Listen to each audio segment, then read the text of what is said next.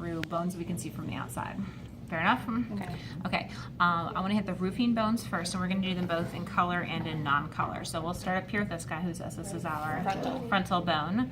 We have two parietal bones, and then back here, purple occipital bone. Good. And while we're talking about those, we can also hit our sutures, right? Okay, so this suture here, coronal suture.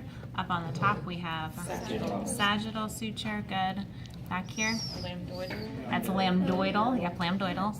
And then hanging out over here is this squamous or squamosal suture. Okay, cool. The bones above our cranium, these are called cranial bones. These are also called cranial bones here, but we would specifically call these basicranium bones because the brain is resting on them. And there's a reason that they look different than these ones. These ones are here to create protection, right? And these ones here have lots of holes and stuff going through them because we have nerves that come off of our brain, and then those nerves have to go places. So we've got holes and stuff for them to go places. These bones out here do not protect our brain. These could get totally smashed up and our brain doesn't care, right? Because these are not cranial bones, these are facial bones. Yeah, so cranial bones protect the skull. Facial bones are going to give our muscles places to attach so that we can create facial expressions. So let's hit our facial bones quickly, and then we'll look at our cranial bones next. How about this guy here? There's our zygomatic bone. Good. Are those close enough that you can get both of those in our shot? Okay. How about these guys up here on the bridge of the nose here? Those are nasal bones. These guys? Maxilla. Okay, there's the maxilla. Now your master list has a couple extra parts on the maxilla. The only thing that I want you guys to remember is that there's a space inside of it, and that space is called the maxillary sinus. Yeah, there's a maxillary sinus in here. Yep, that's it.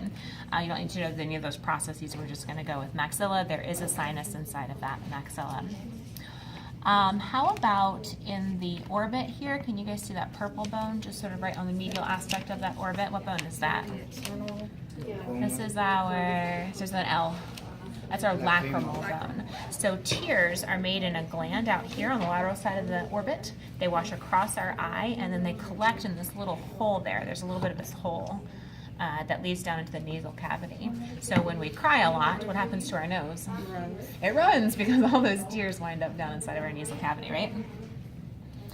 I can see a couple of our cranial bones in here. So if I get into the medial aspect of that orbit, that sort of cream-colored bone, can you all see that cream-colored bone in the medial side? What is that? It starts with an E. That's the ethmoid bone. And then at the very back of the orbit, all the yellow bone that we're seeing at the posterior side of that orbit, that would be the, just with an S, sphenoid bone. So those aren't facial bones, those are technically cranial bones, but we can see them in the orbit, so it's worth mentioning them while we're out here. How about this bone here? Mandible. And while we're talking about the mandible, let's just do the parts of that mandible quickly. There is a process that sticks up here. That's a coronoid process. And then this one here, sort of a rounded articular surface, this is called our mandibular condyle. And it fits into that mandibular fossa on the temporal bone so that we can have a hinge joint here, a modified hinge joint that we use to chew and talk and all that fun stuff.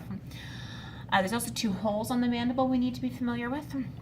The first hole is kind of tricky to see. We have to go on the inside surface, and it's right up in here. What hole is that called? That's called this is our mandibular foramen.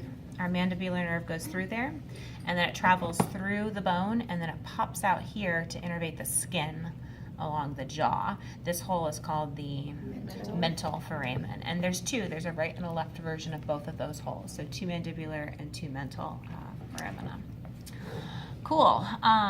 Let's see. I think I'm just missing one of our facial bones, and that would be this one under here in this sort of peach color. What's that one? This is I also forgot that one. But no, this is our palatine. This is our palatine bones. There's two of those here. I can see the vomer also. It's the purple one in there, the vomer.